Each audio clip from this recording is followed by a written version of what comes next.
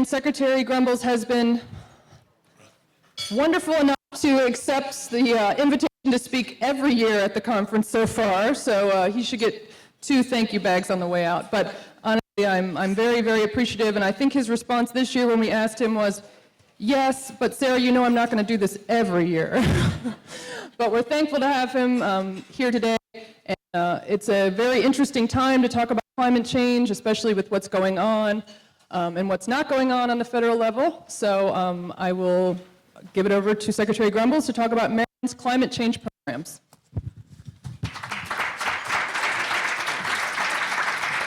Thank you. So just a show of hands, how many people in the room are currently suing me? Okay. It is so good to be here. And now, seriously, it is so good to be here. And I was just with Susan Payne and several other colleagues at the Maryland Climate Change Commission's meeting of the mitigation work group, mitigation of greenhouse gas emissions. And I am back on Eastern Time, and I do know where I am right now, but over the last few days, I've been really fortunate to be traveling on behalf of the state to the United Nations Climate Change Conference in Bonn, Germany. And yeah, thank you. It was a real honor to be part of a group of 11 states, and with great pride and with the governor's support, I conveyed a message that at the subnational level, there are states united in their fight against climate change and their efforts to increase resiliency and preparedness. And from a Maryland perspective, the way to do that is through science and collaboration, working together to put us in a good position environmentally and economically.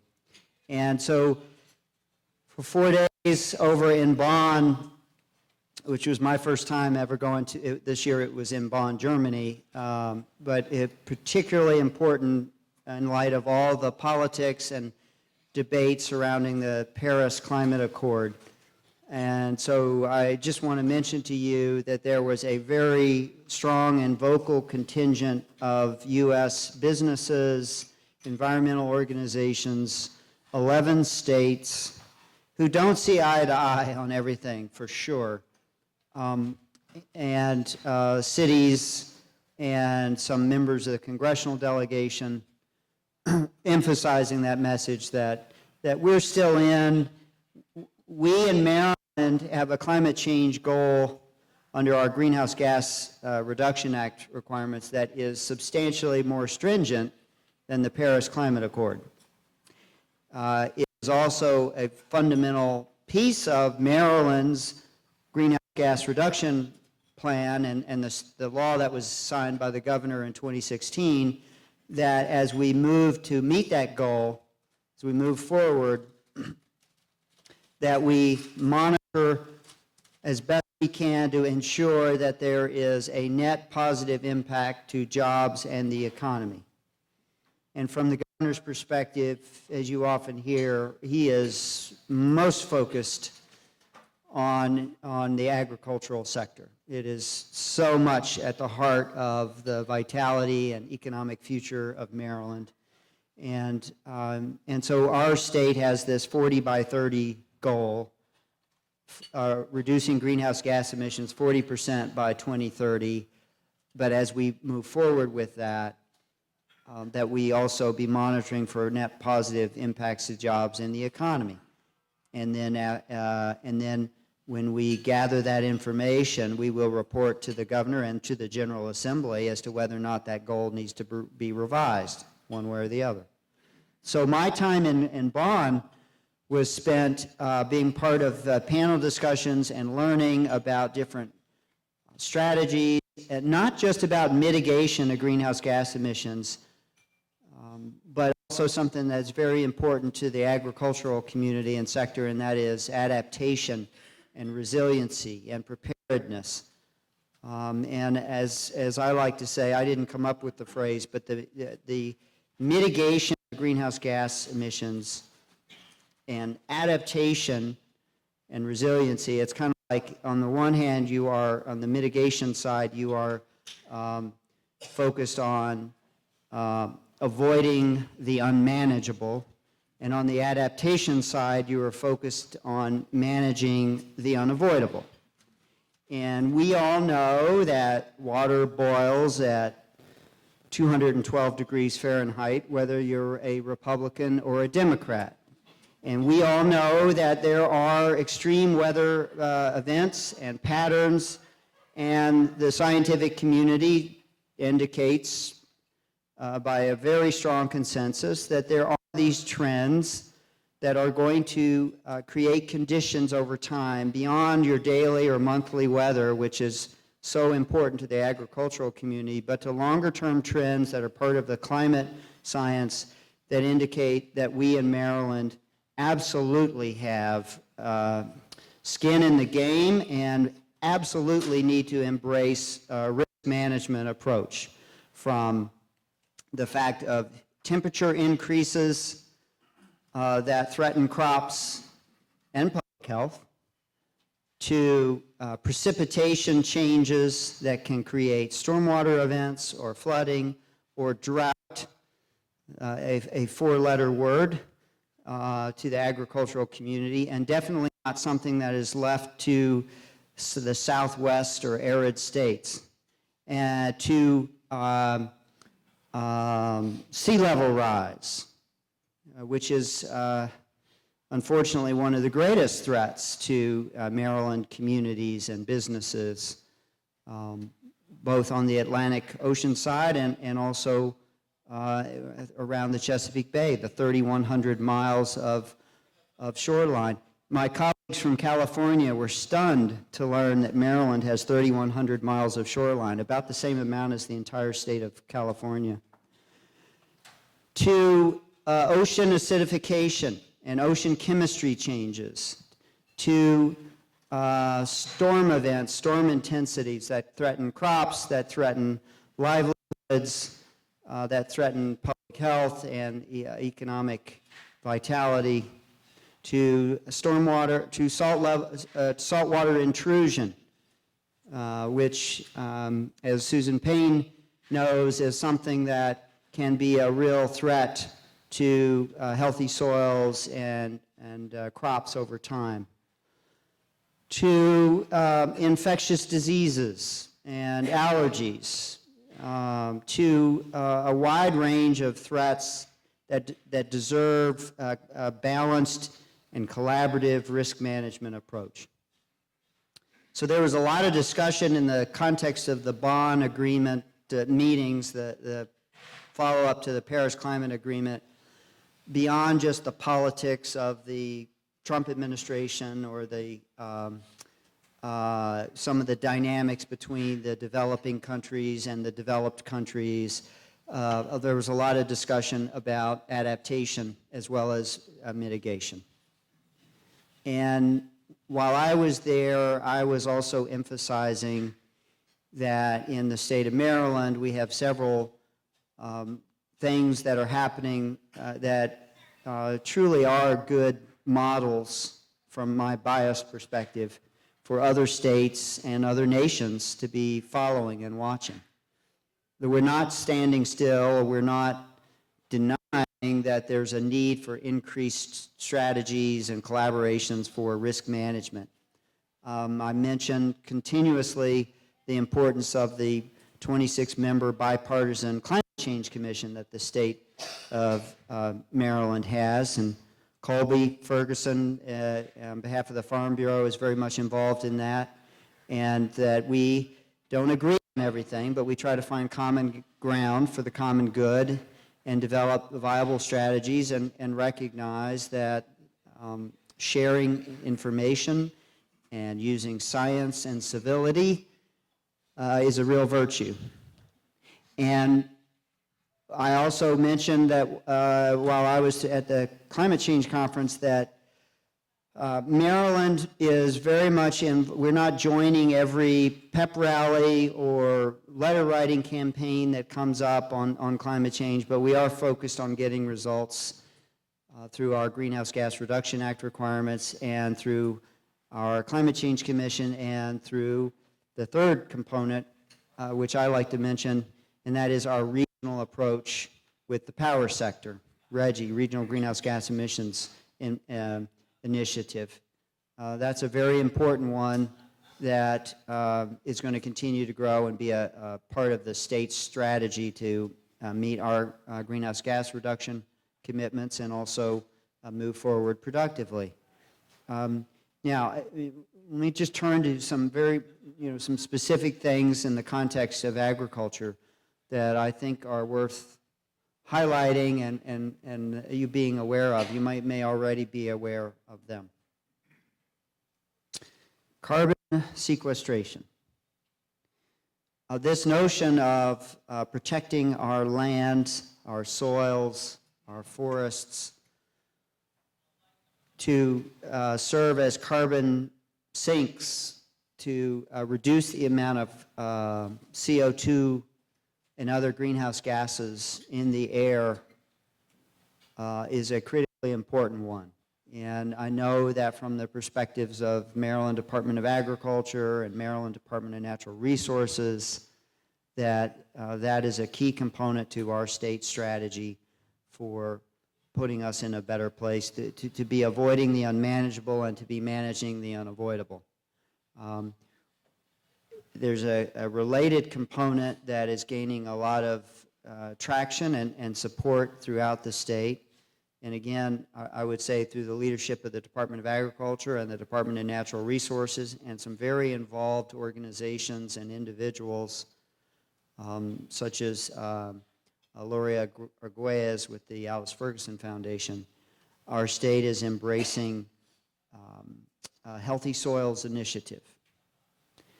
And I get it that you don't, particularly if you're a farmer, you have your property, you have an important role to provide, to make it economically viable and help provide food, fiber, feed for the state, for the world, that it's all in the details as to what a Healthy Soils Initiative is.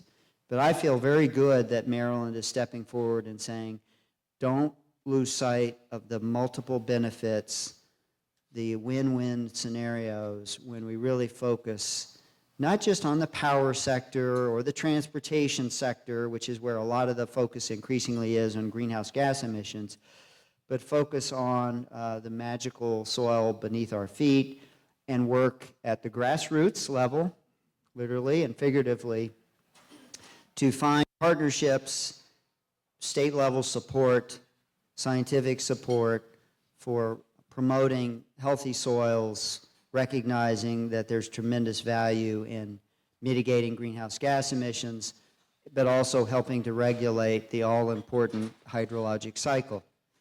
As I learned when I was an EPA official back in 2008, working on a national strategy on climate change is water change.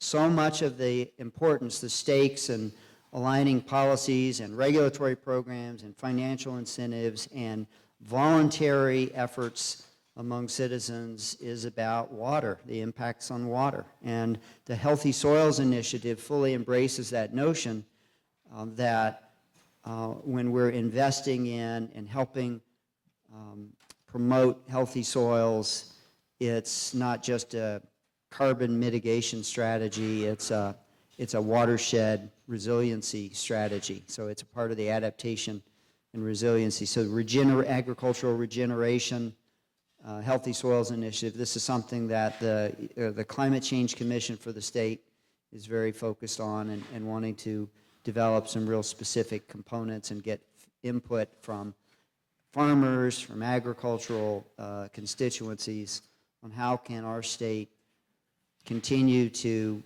promote this key component of a balanced and successful climate change strategy.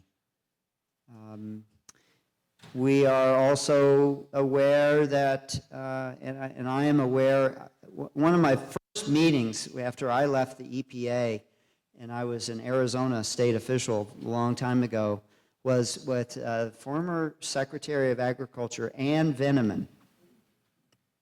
She was a California Ag Secretary who also served as the Secretary of Agriculture for the U.S. under President George W. Bush. And she was holding a session, I think she was with a nonprofit organization. This was back in 2009.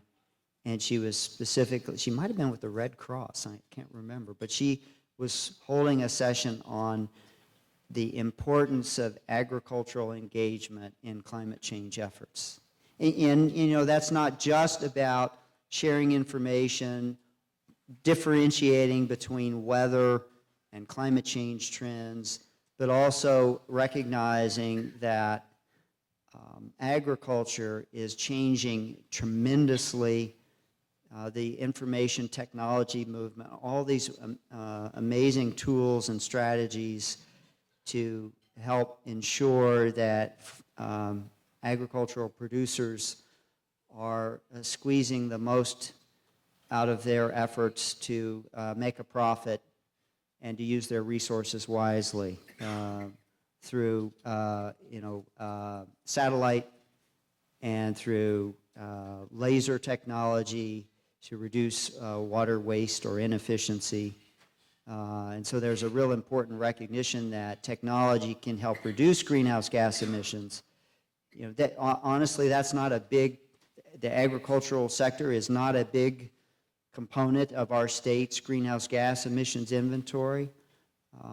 So most of the use of the technology is about continuing to reduce pollution to the Chesapeake Bay and increase economic productivity. But I just want to underscore that from Governor Hogan's perspective and from mine as the chair of the Climate Change Commission, agriculture is a very important solutions provider, a key player and stakeholder that needs to be at the table when we have these discussions, which can come from widely different perspectives. Some of our friends and advocates in the environmental community are very focused on methane emissions. And honestly, I am too. Methane is a fast-acting and very potent greenhouse gas, and there need to be efforts taken to reduce methane emissions. But it depends on the sector and it depends on the science, and you know, I think what we're going to be doing is making sure we're focused on reasonable and balanced approaches. A lot of the discussion about methane is really focused on fracking, which is not likely to be a near-term issue for us anymore in Maryland because of the governor's leadership and the legislature's involvement in the legislation on fracking. But a lot of the debate will shift to pipelines and LNG export terminals and the regulated sector, more so in my mind than the agricultural sector. We do have important responsibilities at MDE to regulate and to collaborate with large agricultural feeding operations, and we'll certainly continue to do that.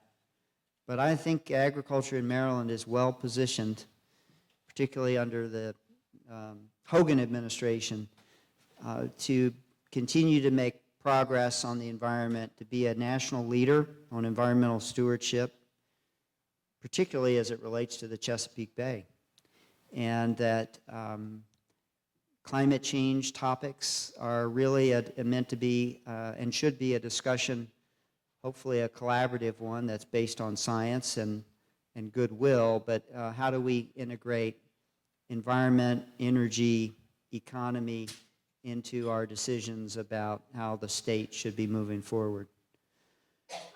And of course, I would be remiss if I didn't take the podium to just at least mention that while it's not directly directly related to climate change, there are some priorities, some policy priorities and strategies that we will continue to work on. The governor's Chesapeake Bay cabinet, and certainly is in my role as Secretary of Maryland Department of the Environment, to find cost-effective ways to reduce nutrient and sediment pollution.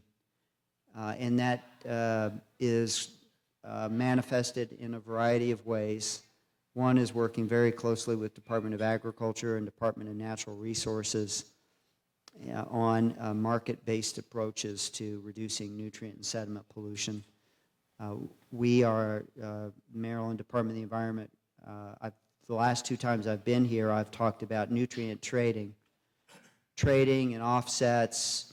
You know, there needs to be transparency, and there needs to be accountability and results. But we need to move into the more cost-effective strategies. That the status quo is fatal, and if we just rely on command control regulations or public funding, we're not going to get to where we want to be. So nutrient trading regulations, following on the Maryland Department of Agricultural credit certification regulations for agricultural BMPs. Our agency has just recently sent proposed nutrient trading regulations to the Legislative Review Group in Annapolis, the AELR. We'll be having a hearing in December, I think it's the 18th of December, on those nutrient trading regulations. We recognize there are concerns in the agricultural sector. We recognize there are concerns in the environmental activists and advocacy group sector. There are concerns in every sector depending on how those nutrient trading regulations work. But make sure you understand, from my perspective, that's not about trading pollution. It's about increasing partnerships to find the most cost-effective way to reduce pollution. It's not about letting polluters or regulated entities off the hook. It's about trying to develop a market incentive for those who are going to do more than they're required to do, to have a credit that can then be purchased and exchanged for those who really are regulated and are looking for the most cost-effective way to meet their pollution requirements. So that, to me, is an ongoing dialogue and discussion, one we're committed to, just like we're committed to the protection and restoration of wetlands. Carbon mitigation and sequestration and also adaptation strategies mean we need to keep working collaboratively through mitigation banks, through regulatory mechanisms, through public-private partnerships that create incentives to truly launch a restoration economy throughout Maryland. And it has to be done, and you know, this is the governor talking directly to me on this, it has to be done in a way that doesn't harm the agricultural sector. We've got to make sure that the point source sector, the urban, suburban sector step up and do more. We also have to find more cost-effective ways to help them do that. We also have to continue to work with and support the agricultural sector and make sure that everybody's at the table. And that also means everybody's at the table even if they're not located in Maryland, which means that we're not simply pointing the finger upstream when it comes to Chesapeake Bay restoration. It means that we, through a strong scientific-based partnership of 6 states, the District of Columbia, and EPA, we are absolutely committed to putting the pressure, the legal pressure, the political pressure, the partnership, peer pressure on Pennsylvania to do much, much more for restoring the Chesapeake Bay. And some of that will happen through our negotiations on the TMDL for the Chesapeake Bay Midpoint Assessment. Some of it will also happen by putting pressure not just on Pennsylvania, but on Exelon, the owner of the Conowingo Dam.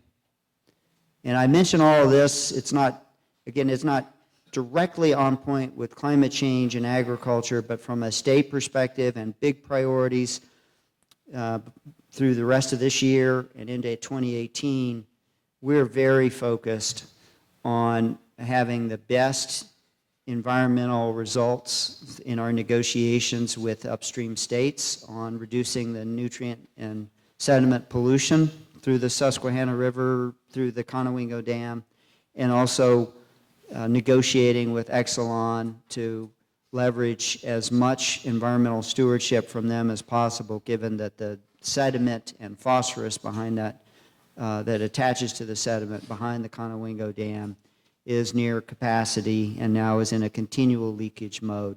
And the agricultural community knows that the key is to look to where do you get the most bang for your buck. And the answer scientifically and from a policy standpoint is upstream, pollution prevention.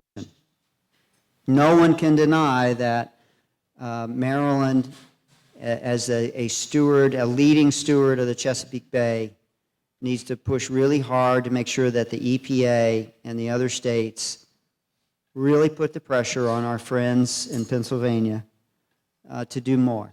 And we're committed to doing that, and not just having sticks, but having carrots as well. So that's why I still like nutrient trading and offsets and working in partnership with them.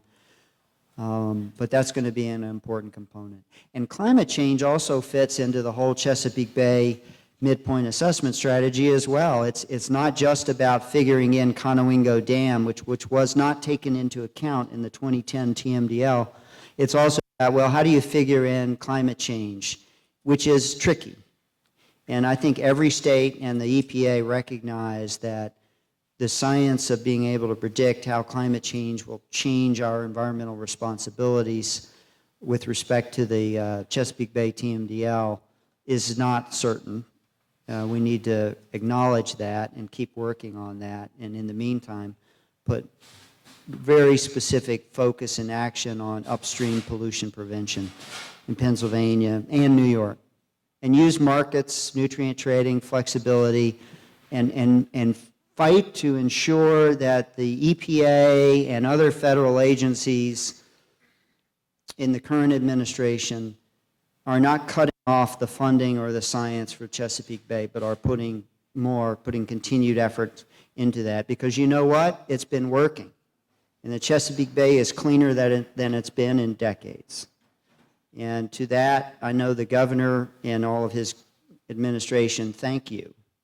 Thank the agricultural sector. It's not just the phosphorus management tool, it's the daily, yearly efforts to find ways to be good environmental stewards and reduce different sources of pollution and work with others who are involved in this great fight. So thanks for listening, and thanks for your commitment to exchanging information on a yearly basis in this specific setting on agriculture and environment, and how do we as a state of Maryland continue to be a true national leader. Thank you.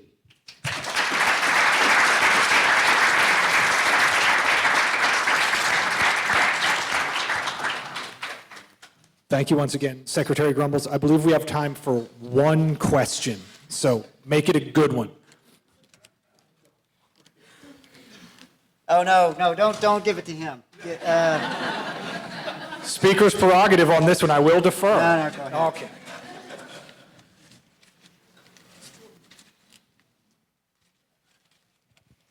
All right, I promise this is not too loaded of a question.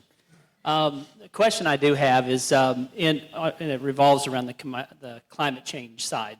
Yeah. In Maryland, the overwhelming push is to offset our natural gas and coal-fired electric generation through solar. Looks to be the main focus to address a lot of our RPS and things like that. The question that I've got... Wind is... Well, if we can get some wind offshore. But as far as in the and solar... offshore.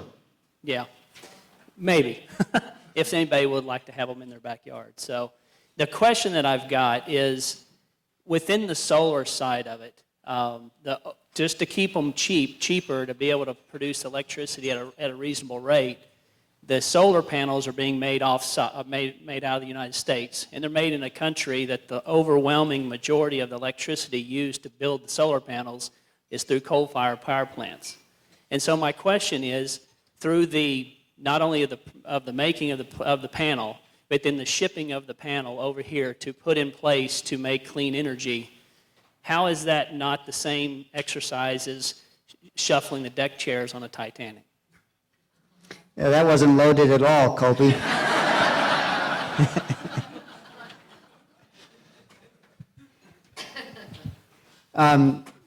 Well, a couple things that I would mention on that, and it is an excellent question, and we've had some robust discussions about that in the Climate Change Commission itself. And so I'll mention a couple things.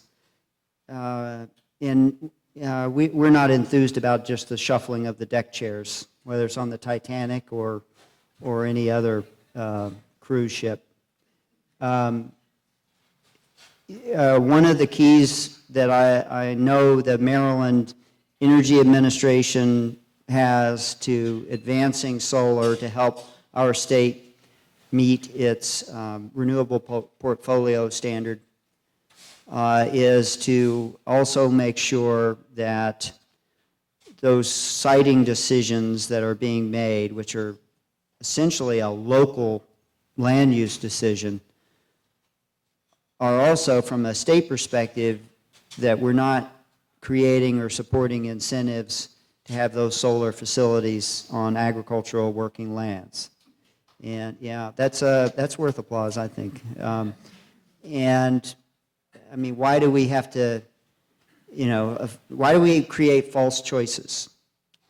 So let's try to find ways that ensure that our commitment to more solar throughout the state is done in a way that doesn't disadvantage agriculture or take agricultural working lands out of production. Just yesterday, it was what a wonderful event from my perspective. Yesterday out in Thurmont, Maryland, there was a ribbon cutting of the massive solar array with the full support of the agricultural producers, the Eves family, on their land to begin to implement the new law, the Pollinator-Friendly solar site law that Department of Natural Resources, Department of Agriculture, and most importantly from our perspective, Governor Hogan signed that to help develop criteria and a scorecard for how, when there's a decision to have a solar array, that it be in a location that is not reducing pollinator habitat, or you look for ways to add in provisions, requirements that can still, keeping the bees happy and the farmers happy is a wonderful strategy for success. Now, on the question of the supply chain, a really important question.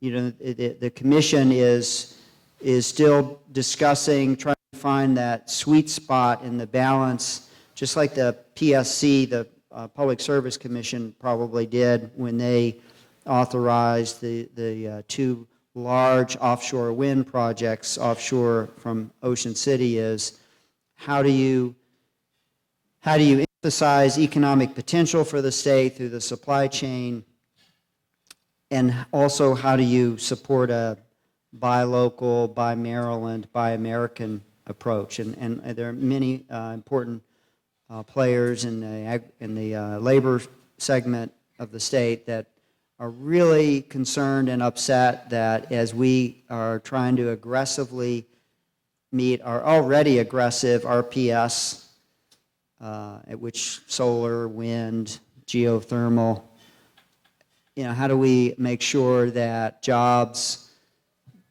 well-paying jobs that might have previously been in the coal or natural gas sector are being replaced by lower-paying jobs in the clean energy sector, or that we're missing some opportunities here by relying on a supply chain from outside of Maryland, outside of the United States.